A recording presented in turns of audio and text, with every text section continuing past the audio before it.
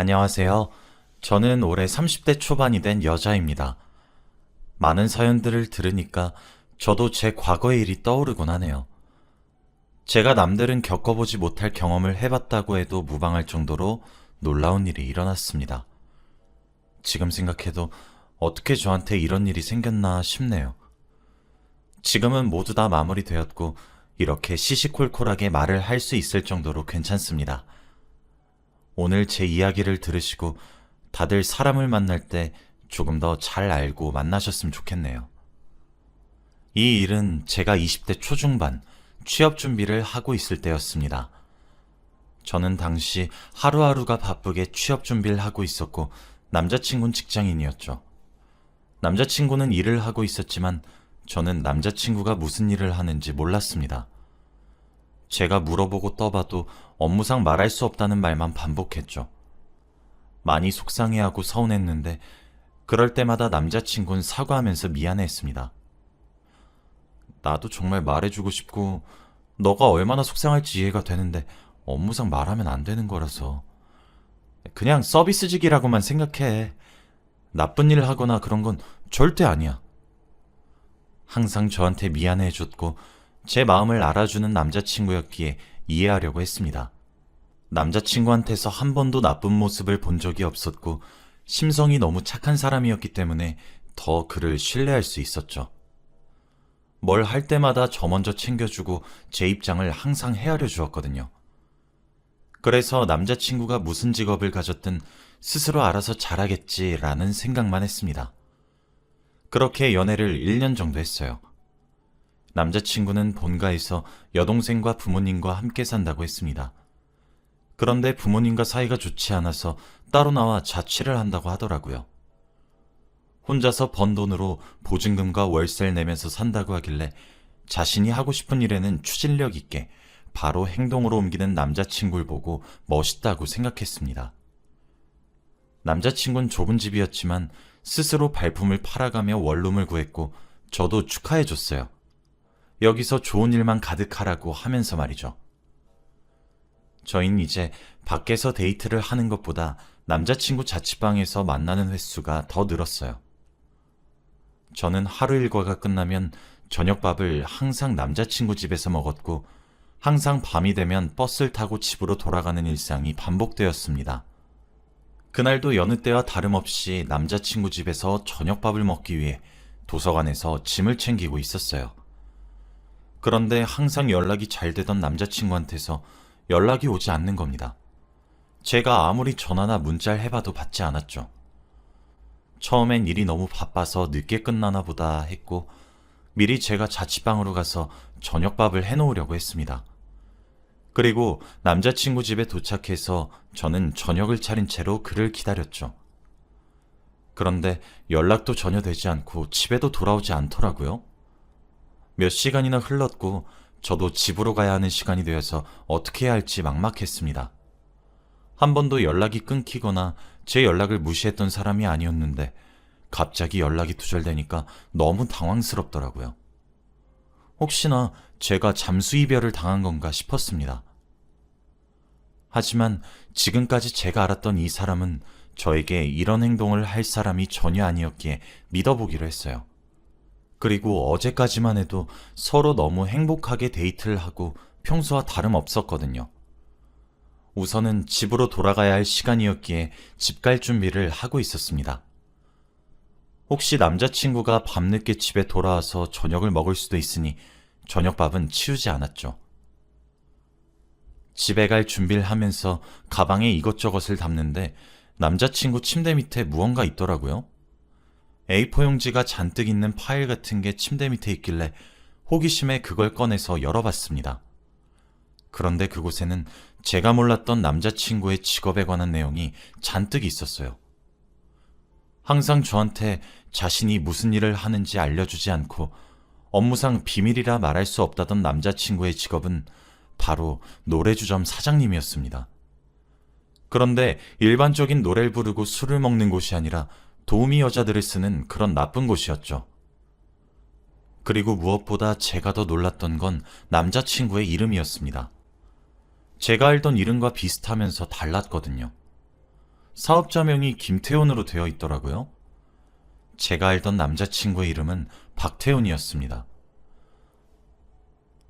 저는 그 서류들을 보고 소스라치게 놀랐고 손이 벌벌 떨렸어요. 제가 알던 착하고 올바른 성격의 남자친구의 모습과는 정반대였거든요. 자신의 직업이 서비스직이라고 말해왔기에 제가 유추한 바로는 식당을 하는 줄 알았습니다. 그런데 어떻게 이런 유흥주점을 하는 사람일 수 있나요? 아무리 생각해도 전 도저히 믿기지 않았고 제가 1년 동안 사귀었던 남자친구가 제가 알던 사람이 맞는 건지에 대한 의문도 들었습니다. 하다못해 이름까지도 제가 알던 것과 달랐잖아요. 저는 온몸에 소름이 돋았고 최대한 빨리 짐을 챙겨서 그 집에서 도망치듯이 나갔습니다. 그렇게 그 사람과 헤어지려고 했어요. 그런데 이별을 고하기에 앞서서 그 사람은 연락이 일주일이나 두절되었습니다. 그래서 헤어지자는 말을 하지도 못하는 상황이었죠. 우선 문자로 제가 알게 된 내용과 당신한테 너무 실망했다는 것을 남겼고 최대한 빨리 연락을 달라고 했습니다. 그런데 남자친구는 일주일 동안 한 통의 연락도 없었고 딱 연락이 끊긴 지 8일째 되는 날 저를 찾아왔어요. 제가 집에 있을 때 전화가 와서 집 앞이니 잠시 나와달라고 하더라고요. 저도 이 사람이 저에게 무슨 말을 할지 너무 궁금했고 자세한 이야기를 들어보고 싶어서 그의 부름에 나갔습니다. 그런데 제가 나가자마자 그는 두 손을 싹싹 빌며 무릎을 꿇고 미안하다고 사과를 하더군요. 정말 미안하다고, 어쩔 수 없다고 하면서 자신의 이야기를 시작했습니다. 내가 진짜 미안해. 나도 어쩔 수 없었어. 내 본명은 김태훈이 맞아. 그런데 부모님이랑 사이가 너무 안 좋고 그 집안의 자식인 게 너무 싫어서 이때까지 너한테 박태훈이라고 한 거야. 나도 이제 박태훈이라는 사람으로 살고 싶어서. 내가 너한테 일을 한다고 항상 말하고 싶었지만 사실대로 다 말해버리면 네가 떠날까봐 그게 너무 무서워서 말을 하지 못했어. 정말 미안해. 그는 제 앞에서 무릎을 꿇고 두 손을 싹싹 빌었습니다. 남자친구가 일주일 동안 연락이 두절됐던 이유는 바로 부모님과의 트러블이라고 했어요. 자신이 하는 일에 대해서 인정해주지 않는 부모님 때문에 일주일간 너무 힘들었다고 합니다. 그런데 저는 당연히 그를 보면 화가 치밀어 오르고 헤어짐을 단호하게 고할 줄 알았어요. 아무리 생각해도 상식적으로 그가 저한테 하는 행동들이 이해가 안 되었거든요. 하지만 제 앞에서 울면서 빌고 있는 남자친구를 보니까 마음이 약해지는 겁니다. 저는 결국 바보같이 아무 말도 못하고 괜찮다고 말해버렸어요. 그리고 정말 그러면 안 됐지만 다시 사귀기로 했습니다. 남자친구는 저에게 너무 고마워했고 다신 이런 실수를 저지르지 않겠다고 했죠. 더 이상은 저에게 숨기는 게 없다고 했습니다. 그리고 자신의 본명은 김태훈이 맞지만 앞으로는 박태훈으로 불러달라고 하더라고요. 저는 그가 김태훈이든 박태훈이든 상관없었습니다. 다만 남자친구가 자신을 박태훈으로 불러달라고 했으니 저는 그렇게 부르기로 했어요. 그 일이 있고 나서 남자친구와 제 사이는 더 끈끈해졌습니다. 원래도 저한테 너무 다정다감하고 잘 챙겨주는 남자친구였지만 그 일이 있고 나서부터 남자친구는 저한테 헌신을 하기 시작했어요. 제 말 한마디면 철석같이 따라주었고 제가 원하는 건 다 하게 해주었죠. 저도 그 모습을 보고 이 사람이 나한테 많이 미안해했었다는 걸 느꼈습니다. 주위 사람들이 제 남자친구가 무슨 일을 하는지 궁금해하면 당당하게 말하지 못하고 단순히 서비스직을 한다고 말을 돌려야 한다는 점이 조금 아쉽긴 했지만 그래도 저한텐 너무 잘해주는 남자였기 때문에 아랑곳하지 않았죠. 그리고 저희는 그 일을 기억 속에서 조금 잊혀가고 있었습니다. 저희 사이는 너무 좋았어요. 그 일이 있고 나서 5개월 정도 지났었습니다. 여느 때와 다름없이 도서관에서 하루 종일 공부를 하고 남자친구 집으로 가서 저녁을 먹었죠. 같이 하하호호 이야기를 나누면서 행복하게 밥을 먹고 있는데 갑자기 누군가가 현관문을 쾅쾅 두드리더라고요. 그런데 한 사람이 아니라 2명이었습니다.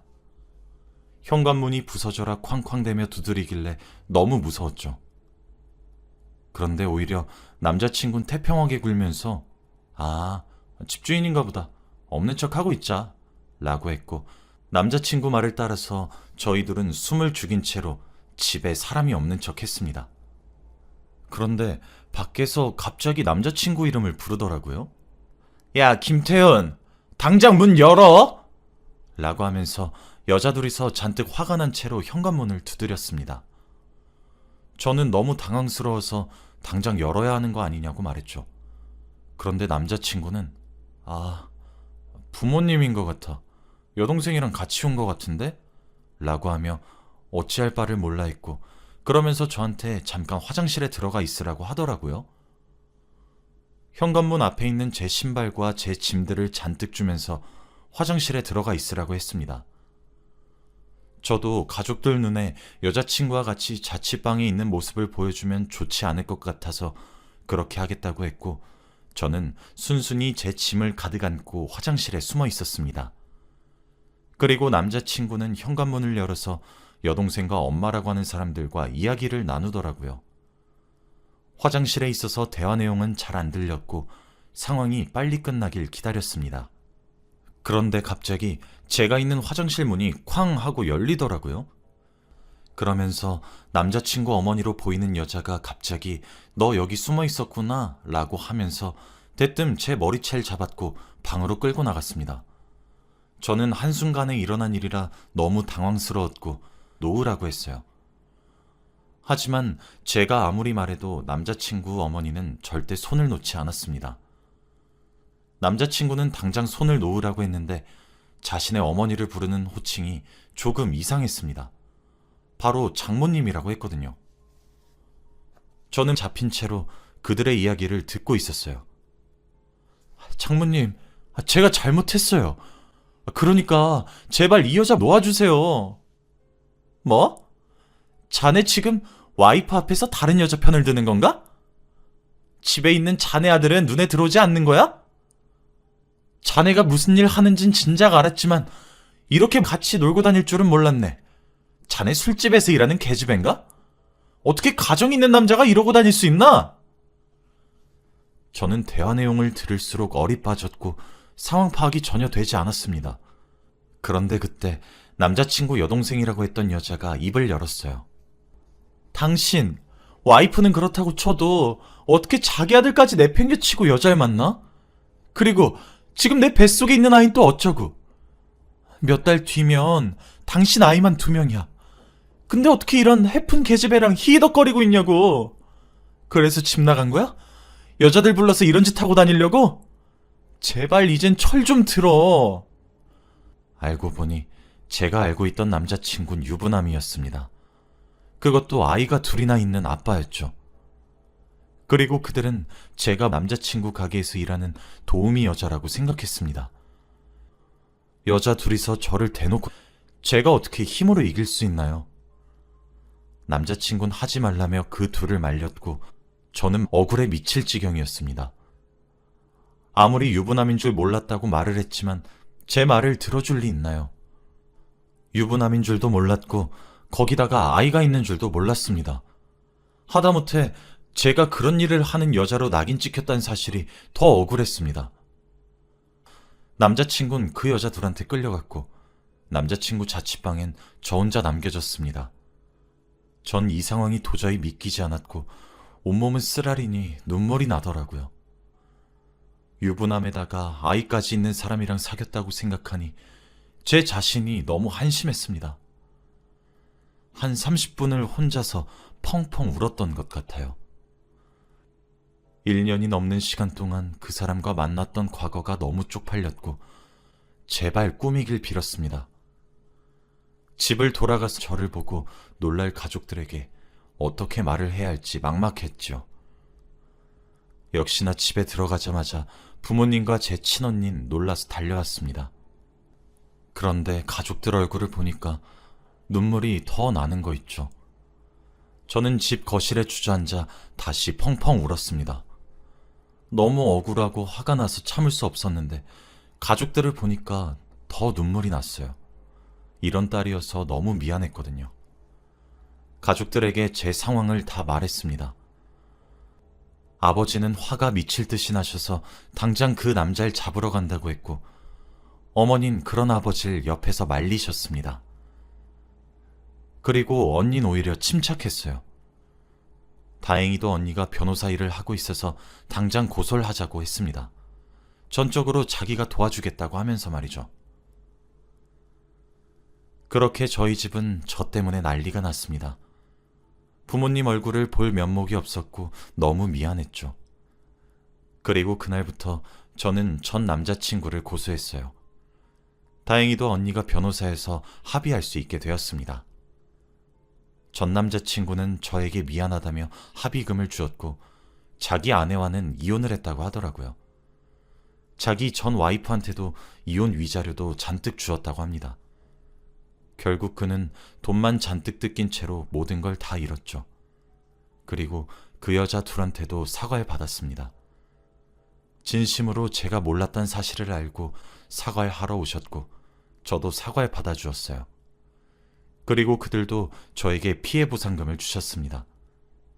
결국 이렇게 그 집안 사람들과는 인연이 끝난 줄 알았어요.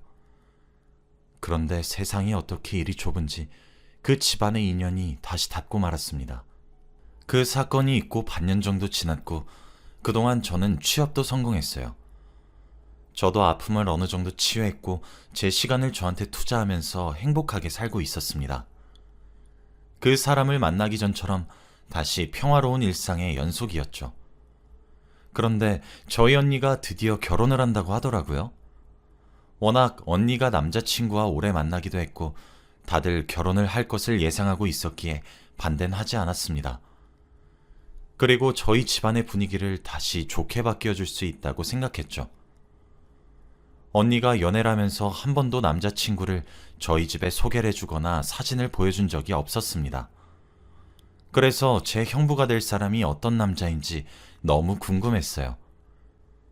언니는 결혼을 하기 전 저희 집에 인사를 드리기 위해 남자친구를 데리고 오기로 했습니다. 그런데 그 전날 저를 따로 불러서 자신의 남자친구 사진을 처음 보여줬어요. 처음 보는 언니의 남자친구 모습을 보니까 왠지 모르게 기대가 되더라고요. 기쁜 마음으로 언니가 보여준 사진을 보는데 저는 그만 몸이 굳고 말았습니다. 정말 놀라웠거든요. 왜냐하면 제가 만났던 전 남자친구와 아주 닮았었습니다. 제가 사진을 보고 표정이 싸늘하게 바뀌니 언니가 당황스러워하며 물어보더라고요. 혹시 마음에 들지 않냐고 하면서 말이에요. 제가 전 남자친구를 고소했을 때 언니는 남자친구를 한 번도 본 적이 없어요. 왜냐하면 항상 팩스로 서류를 주고받기도 했고 깔끔하게 합의를 했기에 고소를 취하했거든요. 그래서 언니가 제 전 남자친구의 얼굴을 모릅니다. 그래서 설마 언니가 제 전 남자친구를 만나나 싶었어요. 정말 똑같이 생겼다고 해도 무방했거든요. 그런데 이미 언니는 자신의 남자친구와 몇 년 동안 사귀었기에 그럴 수 없었습니다. 그럼 그 남자가 가정이 있는 사람임에도 불구하고 저와 언니를 동시에 만났다는 거잖아요. 그리고 그 사람의 이름은 제 전 남자친구 이름과 달랐습니다. 성함이 김태형 씨였거든요. 저는 언니에게 이 말을 해야 하나 말아야 하나 수없이 고민했습니다. 언니는 고민하는 제 표정을 보고 숨기는 게 있으면 당장 말하라고 했어요. 언니 성격상 이런 부분은 반드시 짚고 넘어가야 하기 때문에 저는 다 말했습니다. 언니가 결혼할 사람이 제 전 남자친구와 너무 닮았다고 하면서 말이죠. 그리고 언니는 무언가 생각이 난 듯 저에게 말을 하기 시작했습니다. 언니가 하는 말은 충격적이었어요. 자신이 결혼할 남자는 김태형이라는 사람이 맞대요. 그런데 그 남자한테 쌍둥이 남동생이 있다고 합니다. 하지만 너무 사고를 많이 치고 좋지 않은 직업을 가져서 지금은 인연을 끊고 남남으로 살고 있대요. 혹시 그 쌍둥이 남동생이 제 전 남자친구가 아니냐고 하더라고요. 저는 정말 놀라웠어요. 세상이 이렇게 좁나 하면서 말이죠. 저는 너무 놀라 벙찐 채로 아무 말도 못하고 있는데 언니는 이렇게 우리들만 이야기하면 안 된다며 당장 다 같이 만나서 이야기를 하자고 하더라고요. 그래서 제 전 남자친구와 언니의 남자친구, 그리고 저와 언니, 이렇게 넷이서 사자대면을 했습니다. 정말 오랜만에 그 사람한테 연락을 했어요. 그리고 만났습니다. 그런데 전 남자친구와 예비 형부를 같이 보니까 정말 닮았더라고요. 누가 봐도 쌍둥이 형제였습니다. 그리고 그 둘도 몇십 년 만에 보는 사이래요. 아예 연락도 안 하고 지냈다고 했습니다. 예비 형부의 말에 의하면 전 남자친구가 워낙 부모님 속도 많이 썩이고 다녀서 집에서 거의 내놓는 자식이라고 하더라고요. 지금 부모님도 찾지 않는다고 합니다. 저흰 그 자리가 끝나고 집으로 돌아와서 언니와 긴 이야기를 나누었어요. 이미 연을 끊은 형제고 다시 가족들 품으로 돌아갈 생각이 없어 보이니 결혼을 진행하라고 했습니다. 언니는 저한테 너무 미안하다며 꼭 이 은혜를 잊지 않겠다고 했고 저는 괜찮다고 했어요. 솔직히 앞으로 언니가 결혼하면 형부의 얼굴에서 제 전 남자친구의 모습이 계속 보이겠지만 그래도 언니가 행복했으면 좋겠다고 생각했습니다. 그래서 제 욕심 때문에 언니를 파혼시킬 수 없었어요. 결국 언니는 형부와 결혼을 진행했고 제 전 남자친구는 상견례도 오지 않았고 결혼식도 참석하지 않았습니다. 몇 년이 지난 지금은 정말 아무렇지 않아요. 형부와 아주 잘 지내고 있고 제 전 남자친구는 오히려 생각이 나지 않습니다. 아주 탁월한 선택을 했다고 생각해요. 지금 돌아와서 과거를 떠올려 보면 정말 어떻게 이런 우연이 있나 싶습니다. 어디 가서 제가 겪었던 일들을 말하면 다들 놀라요. 몇 명은 얼마나 힘들었냐며 울기도 합니다. 지금은 이 이야기를 웃으면서 말할 수 있지만 이렇게 되기까지 정말 오랜 시간이 걸렸어요. 여러분도 혹시나 저와 비슷한 일을 겪으셨으면 잘 헤쳐나가시길 바랍니다. 꼭 이성을 만나실 때 잘 알아보고 연애하시길 바라요. 제 이야기는 여기까지입니다. 들어주셔서 감사해요.